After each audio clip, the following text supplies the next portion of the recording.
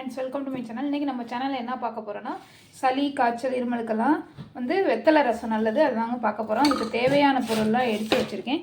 வாங்க இப்போ நம்ம எப்படி செய்யலான்னு பார்க்கலாம். கொத்தமல்லி ஒரு ஸ்பூன் சேர்த்துக்கிறோங்க.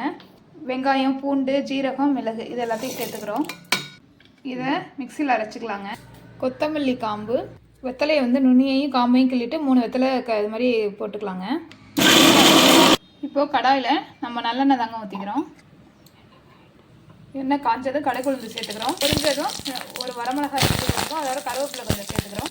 பெருங்காயத்தூள் கொஞ்சம் சேர்த்துக்கிறோம். நல்லா வதக்கிக்கலாம். தக்காளி வதங்கிறது வச்சு உப்பு சேர்த்துக்கிறோம். மஞ்சத்தூள் கொஞ்சம் சேர்த்துக்கலாம். இப்போ நம்ம மிக்சியில் அரைச்சிருக்கிறத இதில் சேர்த்துக்கலாங்க. எல்லாத்தையும் வதக்கிக்கலாம். ஸோ மிக்சி ஜாரை கழுவி ஊற்றிக்கலாம். இப்போ ரசத்துக்கு தேவையான அளவு நம்ம அரிசி கலந்த தண்ணியை சேர்த்துக்கலாம்.